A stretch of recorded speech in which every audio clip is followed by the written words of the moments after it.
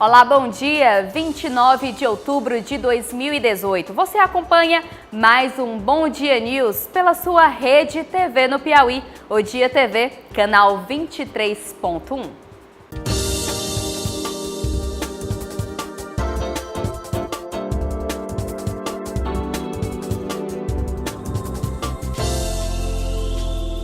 E vamos para os principais destaques da sua versão impressa do Jornal O Dia de hoje. Tribunal de Contas do Estado vai eleger a sua nova diretoria. Ela vai comandar a Corte de Contas pelos próximos 2 anos. Metade da receita do Estado corresponde a transferências federais. Artesãos do Mercado Central apostam no período natalino para aquecer as vendas. A expectativa é que elas aumentem 70% comparado ao mesmo período do ano passado. Esses e outros destaques você confere no Jornal O Dia, líder em credibilidade.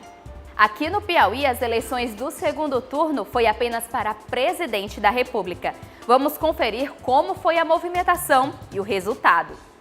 Durante o horário de votação, movimentação tranquila. No Piauí, o segundo turno foi apenas para presidente e isso deu rapidez na hora de votar. Sara foi mesária pela primeira vez e pode participar de perto da festa da democracia. Durante o dia foi bem tranquilo, poucas pessoas, porque é só para presidente, né? E em relação à oportunidade de ser mesária, é a minha primeira vez, mas está sendo bom, assim. Eu estava até comentando aqui com as meninas que aqui, pelo menos nessa escola, é bem tranquila. Mais de 9.000 urnas foram disponibilizadas pelo Tribunal Regional Eleitoral para a realização das eleições do segundo turno aqui no estado. Mas junto ao trabalho nos colégios eleitorais, acontece a votação paralela, que legitima as urnas eletrônicas. A grande preocupação da Justiça Eleitoral é a lisura das eleições, portanto, a segurança da urna eletrônica. A busca por essa garantia da lisura e da segurança é feita de diversas formas. Uma delas, e uma das mais importantes, é exatamente essa auditoria da urna eletrônica com a votação paralela. Por quê? Se porventura tivesse alguma forma de fraude na urna, seria comprovada através da votação paralela. E nos colégios eleitorais, muitos entram na cabine, confiantes que podem fazer do Brasil um país melhor. Eu espero uma renovação.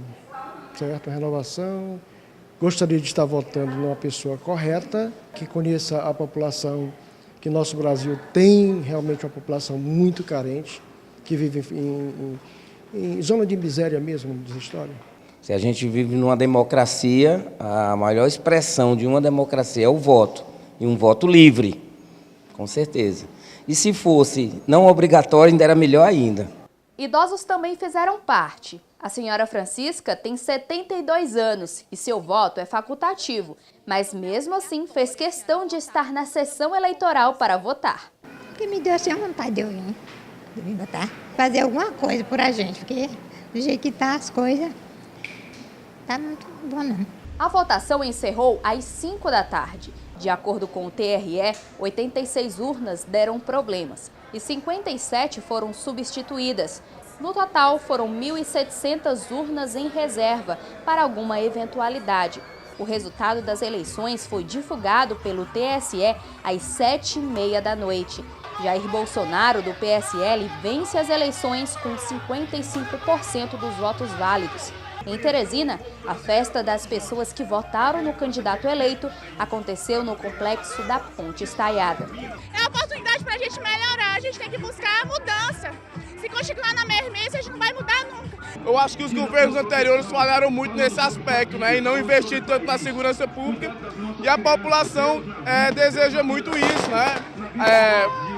O sentimento de segurança, na volta do trabalho. Ainda sobre eleições, vamos conversar com o jornalista João Magalhães para fazermos uma análise desse segundo turno. Bom dia, João. O que você destaca sobre esse segundo turno? Bom dia, Lalesca. Bom dia a todos.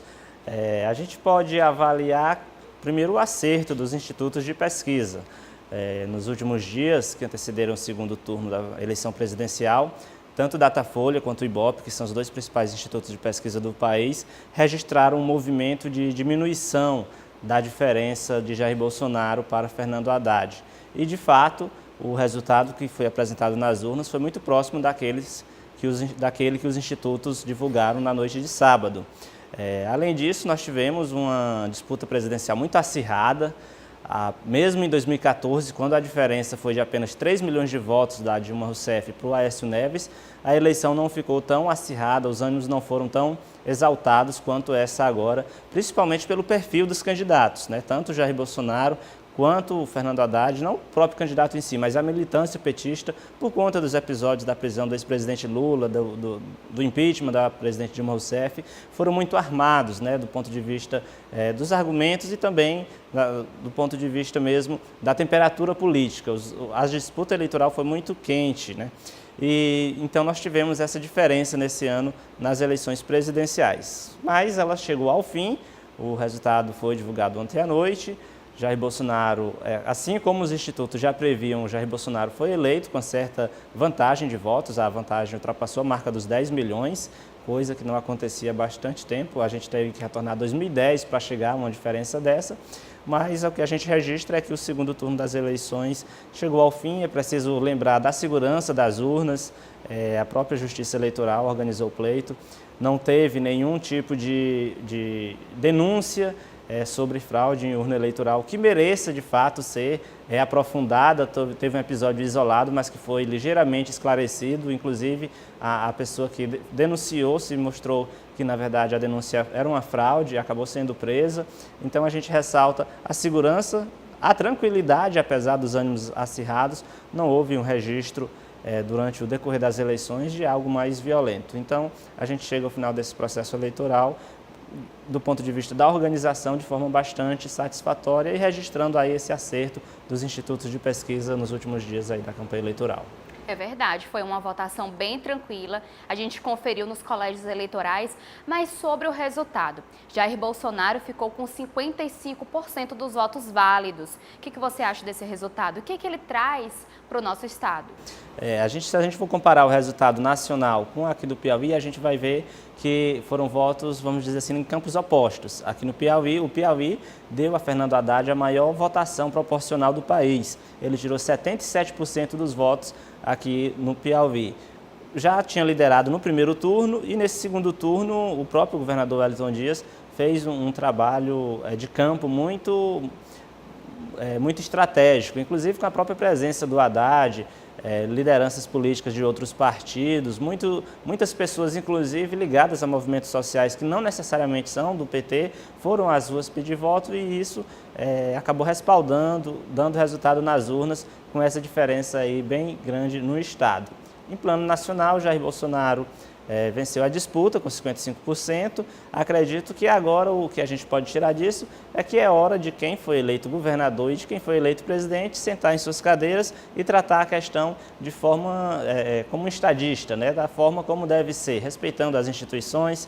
O cargo de presidente da República, obviamente, atinge diretamente qualquer cidadão piauiense, assim como de governador também tem as suas prerrogativas, defender os interesses do Estado, da sociedade, perante o governo federal. Então a gente espera que, embora tanto o governador Wellington Dias quanto o presidente da República eleito, Jair Bolsonaro, sejam de campos políticos opostos, os dois certamente ter essa obrigação junto à sociedade de tratar as finanças públicas, o orçamento público, levando em consideração a necessidade do povo piauiense.